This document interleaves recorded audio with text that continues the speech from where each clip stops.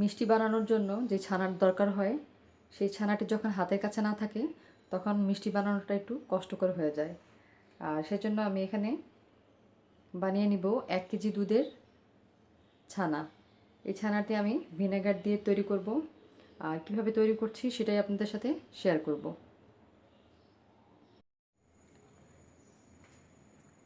আসসালামু আলাইকুম ভিউয়ার্স, আজকে আমি করব ছানার রেসিপি। ছানাটা কীভাবে তৈরি করতে হয় তা আপনাদের সাথে শেয়ার করব। এখানে আমি 1 কেজি ফুল ক্রিম দুধ নিয়েছি। আর ছানা বানানোর ক্ষেত্রে ফুল ক্রিম দুধটাই দরকার। আর এটা এখন আমি জাল করে নেব। আর এর জন্য লাগছে আমার ভিনেগার অথবা লেবু। আজকে আমি ভিনেগার দিয়েই ছানাটা তৈরি করব। তাহলে দুধটা ফুটে ওঠা পর্যন্ত আমি ফিরে আসছি। দুধটা ফুটে ওঠার পর এখন আমি বেশি জাল করব না, এর সাথে দিয়ে দিব ভিনেগার। আমি আহমেদের এই ভিনেগারটা ইউজ করছি। 1 কেজি দুধের সাথে আমি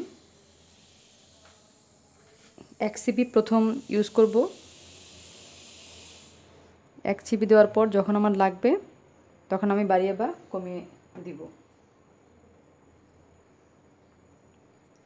দুধটা ফুটে ওঠার পর আমি নাড়বো আর ভিনেগারটা এভাবে দিয়ে দিব।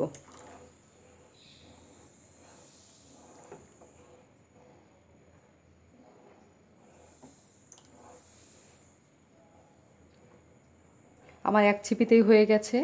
ছানাটা অলরেডি জমতে শুরু করেছে।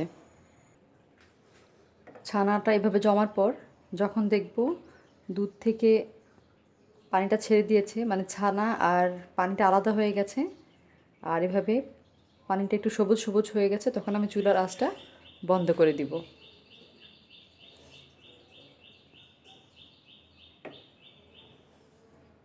এই ছানাটা এখন আমি ঢেলে নিচ্ছি।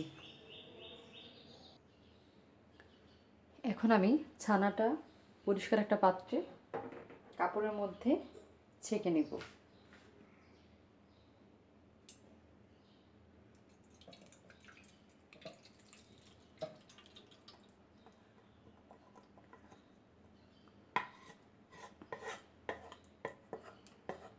আপনি যে কোনো কাপড়েই ছাকতে পারেন, কিন্তু খেয়াল রাখতে হবে কাপড়ে যেন অবশ্যই রং না ওঠে।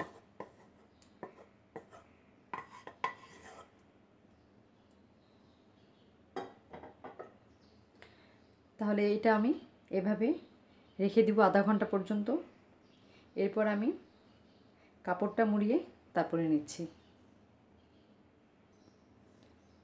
ফিরে আসলাম 30 মিনিট পর। এখন আমি পানি যতটুকু ঝরার ঝরে গেছে, এখন আমি এটা কীভাবে ধরে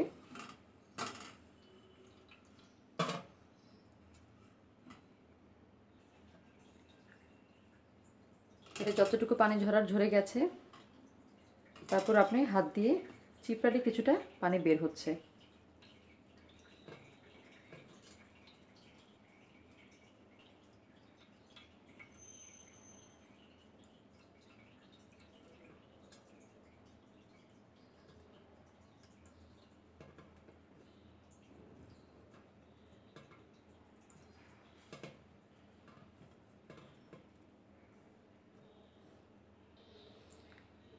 এখন আমি কাপড় থেকে ছানাটা খুলে নিচ্ছি। পানি অনেকটা ঝরে গেছে।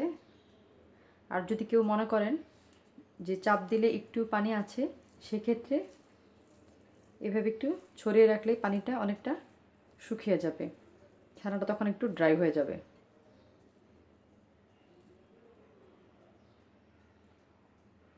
তাহলে তৈরি হয়ে গেল আমার 1 কেজি ফুল ক্রিম দুধের ছানা।